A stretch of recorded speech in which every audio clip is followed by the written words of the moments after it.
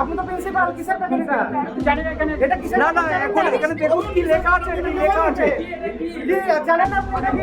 আছে হ্যাঁ এটা কি? সেটা কি? ব্যানবক্সটা কি? জিনিসটা কি আপনি সেটা কি? বলুন আপনার হাতে এটাকে কি বলে? এটাকে কি বলে আপনি জানেন না? ওভার টাইম, এটা লেখা আছে ম্যান ফোর্স ওভার টাইম। হ্যাঁ সেটা কিসে? কিসে? জিনিসটা কি? এটা কন্ডোমের ব্যাগ। কন্ডোমের প্যাকেট। এখানে বেডটা করা হয়েছিল স্টুডেন্টদের নিয়ে। এটা স্টুডেন্টদের জন্য করা হয়েছে। এটা কিসের?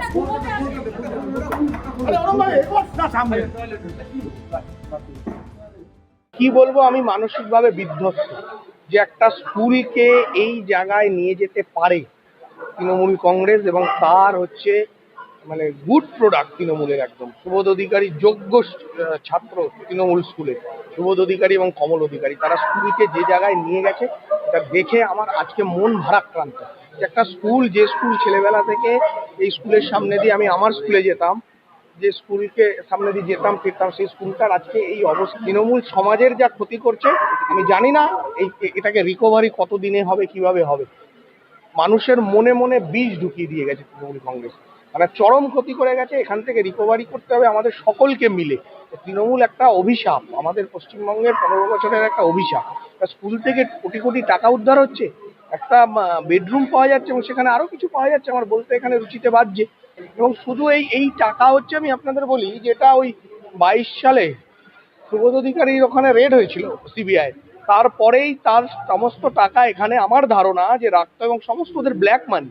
এ টাকা স্কুলের টাকা হতে পারে না, এত টাকা এটা ব্ল্যাক মানি কমল অধিকারী এবং সুবোধ অধিকারী।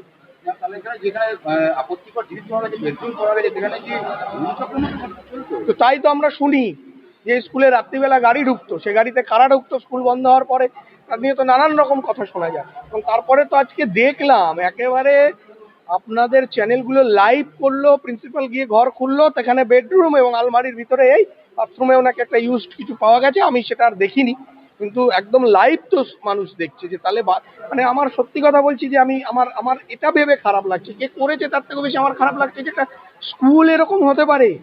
এ মানে আমাদের কাছে না আশ্চর্যজনক লাগছে। মাঝে মাঝে চিমটি কেটে দেখছি, আমি কি স্বপ্ন দেখছি না তো, দুঃস্বপ্ন কোনো। এটা অ্যাডমিশনের টাকাটা অ্যাকাউন্টেন্ট মানে ভর্তির টাকাগুলো এপ্রিল মাস থেকে স্টুডেন্ট যে ভর্তি হয় সেই টাকাগুলো জমা করেছিল।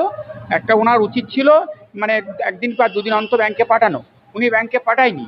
আর এটা পুরো অ্যাকাউন্ট সেকশনের পার্টে, আর আমি প্রিন্সিপাল হিসেবে শুধুমাত্র আমার একাডেমিক পার্টের আমার দায়িত্ব ছিল, এই পাঠায়নি সে ব্যাপারে আমার কোনো নলেজ ছিল না।